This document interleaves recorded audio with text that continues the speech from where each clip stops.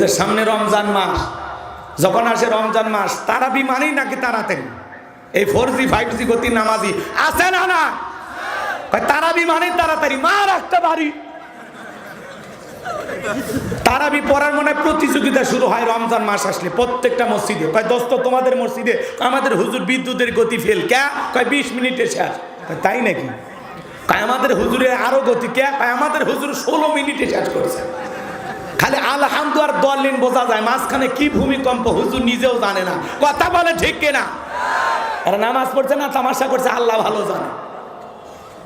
সোনার Mecca Medina আল্লাহ তার গোলামকে নিয়েছিল, সেখানে তারাবি পড়লাম, সময় লাগলো 1 ঘন্টা 45 মিনিট। আর আপনি 20 মিনিটে 20 রাকাত। যে নামাজ পড়ছেন এই নামাজে জান্নাত পাবেন আশা করতেছেন? ওই নামাজ মসজিদের ছাদের উপর উঠছে কিনা সন্দেহ আছে। কথা বলে ঠিক কিনা? রমজান মাস ইবাদতের মাস, বোনাসের মাস। যত বেশি মুমিন ওই মাসে সব কামাইতে পারে। 12টা মাসের মধ্যে আল্লাহ ওই মাসে বোনাস দিয়েছে, আমরা বোনাস না নিয়ে ফাঁকি মারি ফেলি। কথা কন না? রমজান মাসে রোজা না রেখে সারাদিন খাইছে, আবার ইফতারের 2 ঘন্টা আগে যায় দোকানে ভিড়। কথা কন? সবার আগে ইফতারি কিনে নিয়ে আসে। ওই বিয়া রোজাদার জ্বালা ইফতারির দোকানে যা দেখেন ইফতারি না। এই কথা হয় না? জিজ্ঞাসা করলে ভাই রোজা, কয় হুজুর গ্যাস হয়, না খেয়ে থাকতে পারি, অনেক কষ্ট। হুজুর রোজা থাকি না, তারাবি পড়ি না, ইফতারি খাওয়া মিস করি, এটা খুবই বরকতের খাবার, এজন্য জন্মের খাওয়া খাই। এই বিয়া রোজাদার যে জন্য ইফতারির দাম বাড়ে, এরা যদি না খাইতো না অনেক কম দামে ইফতারি পাওয়া যেত। কথা কর না কে? এরা আগে যায়, রোজা নাই পরে, ইফতারির পরে যে বাঁচলে খাইছেন আমাকে খাবার দিয়ে আগে। কথা হয় না কে? রাগ করতেছেন? ওদের তাড়াহুড়ো। কয় হুজুর মাঝে মাঝে অমুসলিমদের ডাকে ইফতারি করাছি, ভালো কাজ করছি, রোজা আসিল কিনা সেটা কম। এরকম মুসলমান আছে না নাই? খালি ইফতারি খাওয়ার ধান্দা। দাওয়াত পাইলে বাপরে বাপ দৌড়ে যায় আগে। রোজা কয় নাই ভাই আজকে নাই, তো ইফতারি খাবার আজ চুকে মরছি তো কিসব? তোর একটু লজ্জা লাগে না? তোর ভিতরে তো চোর চোর ভাব থাকা দরকার, যে 2 ঘন্টা আগেই তো খাইছি, এখন কেমনি খায়? কথা কন? তা আজান দেওয়ার সময় খেজুর নিয়ে বসে আছে, দোয়া পড়তেছে, মনে হচ্ছে পাক্কা রোজাদার। অভিনয়টা জানে ভাই, আজান আনা। হ্যাঁ, এদেশের মানুষ কিছু পারুক আর না পারুক অভিনয় পারে, আছে না নাই বলেন? তাহলে বলেন বাজান, আল্লাহর ঘরে গিয়ে সালাত আদায় করুন কিভাবে? নম্র ভদ্র বিনয়ী হয়ে। শোনেন, একটা ফাঁসির আসামিকে যদি বলা হয় রাত 10টা বাজে 12টায় তোমার ফাঁসি, ওই লোকটা যদি ইমানদার হয় অবশ্যই জীবনের শেষ মনে করিয়া 2 রাকাত নামাজ আদায় করবে। ফাঁসির আসামি যেমন জীবনের শেষ মনে কইরা 2 রাকাত নামাজ আদায় করে, ওই দিনের তার নামাজ সুন্দর হবে, রুকু সিজদা সুন্দর হবে। কথা বলে ঠিক কিনা? ফাঁসির আসামি যেমন জীবনের শেষ মনে করে নামাজ আদায় করবে, আপনি জোহরের সালাত আদায় করবেন আর মনে মনে ভেবে নেবেন এই জোহরের সালাত আমার জীবনের শেষ সালাত, আমি আসর পর্যন্ত এই দুনিয়াতে নাও বাঁচতে পারি। যুবক, 5 ওয়াক্ত সালাত এইটা তো রবের বাধ্যতামূলক অর্ডার, আদায় করাই লাগবে।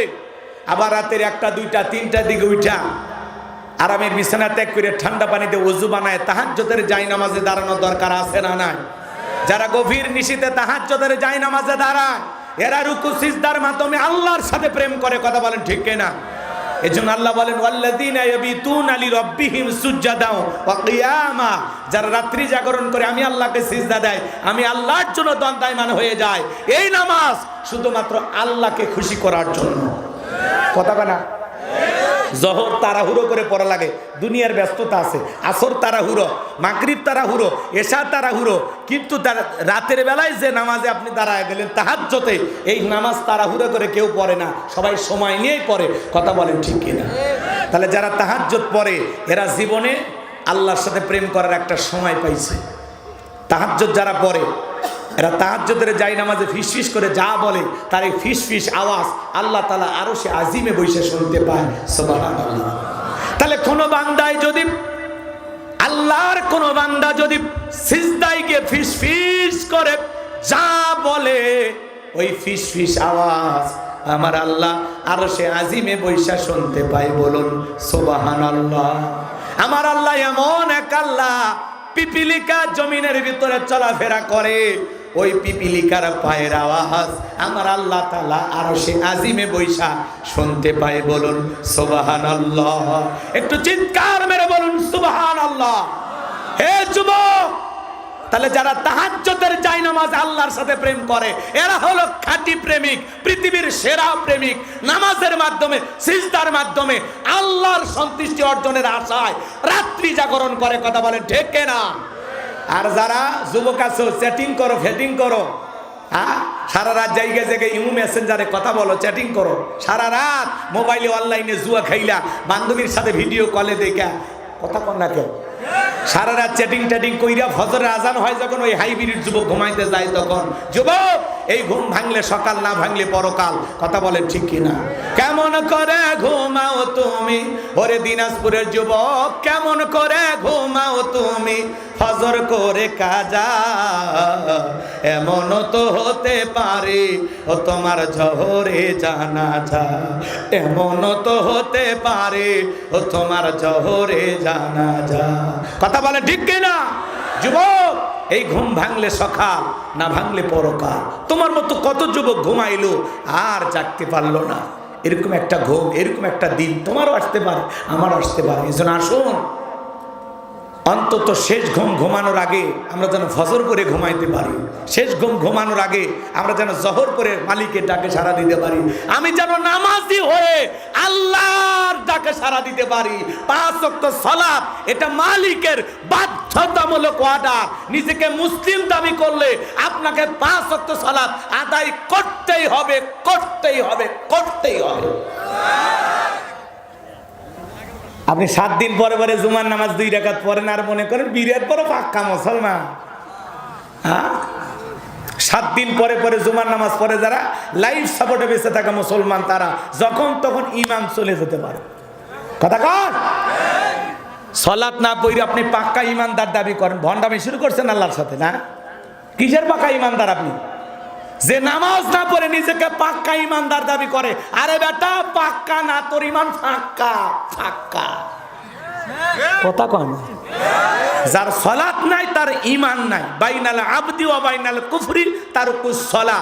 রাসূল আকরাম সাল্লাল্লাহু আলাইহি ওয়াসাল্লাম বলেছেন, একজন ঈমানদার আর একজন বেঈমানের মধ্যে পার্থক্যকারী যেই জিনিস তার নাম হলো সালাত। ঈমানদার নামাজ আদায় করে, বেঈমান নামাজ পড়ে না। কথা বলে ঠিক কিনা? আপনি ঈমানদার দাবি করবেন, নামাজ পড়বেন না, তা তো হবে না সোনা। কথা কেন? এ বাজান আসেন না, কি সুন্দর মুয়াজ্জিন আজান দেয়, তখন আপনি কই থাকেন? চলেন না, শান্তির বাজারের মতো হয়ে যায়। আজান দিলে মসজিদে চলে যায়। দুনিয়ার হাট বাজার, দুনিয়ার ক্ষেত খামার পরে থাক না, আসেন আগে নামাজ আদায় করি, এরপরে না দুনিয়াবি কাজ ব্যবসা বাণিজ্য পরে হবে। কাজকে বলেন আমার নামাজ আছে, কথা বলেন না কেন? ওই যে যুবকেরা, ছোট বাচ্চারা গান গাইলে শোনেন না, নামাজকে বলো না কাজ আছে, কাজকে বলো আমার নামাজ আছে। আগে নামাজ, এরপরে দুনিয়া। আগে মালিককে ডাকবো, তারপরে না দুনিয়া। কথা বলে ঠিক না? তাহলে 5 ওয়াক্ত সালাত আল্লাহকে রাজি খুশি করার জন্য আজ থেকে কারা কারা আদায় করবেন গভীর নিশীথে হাত তুলে দেখান। আল্লাহ আমাদের সবাইকে 5 ওয়াক্ত নামাজি বানায় দেন। চিল্লা বলেন আমিন। আল্লাহ, আমার দায়িত্ব ছিল তোমার বান্দাদেরকে বল, আমি বলেছি আল্লাহ তাদের দিল নরম করে দাও, পরিবর্তন করে দাও, কোরআনের নূর দিয়ে অন্তরগুলো আলোকিত করে দাও। আল্লাহ, প্রত্যেকটা বান্দাকে তুমি নামাজি হিসাবে কবুল করো, কবুল করো। চিল্লা এখন আমিন। এরপরে মুমিন বান্দার 2 নাম্বার গুনাহবলী, ওয়াল্লাযীনা হুম আনিল লাগবি মুরিদুন।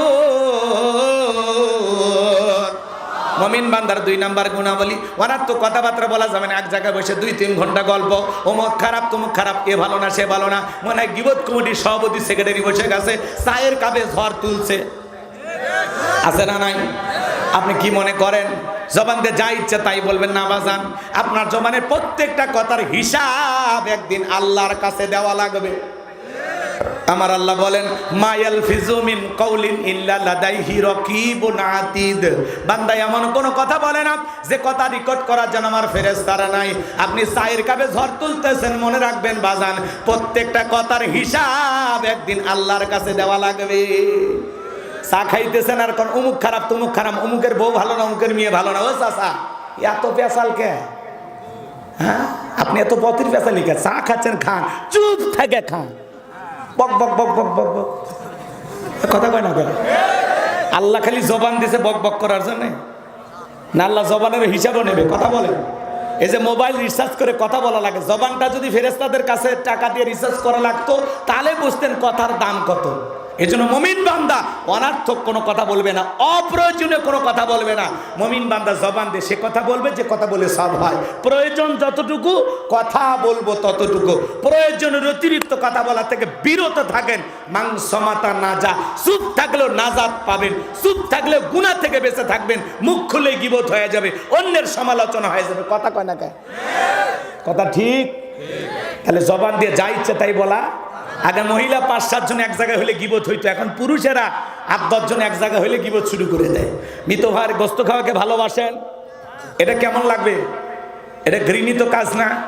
এটা খাওয়াকে আপনি পছন্দ মনে করেন, তাহলে গীবত কেন করতেছেন? গীবত করা মানে মৃত ভাইয়ের গোস্ত খাওয়ার সময়।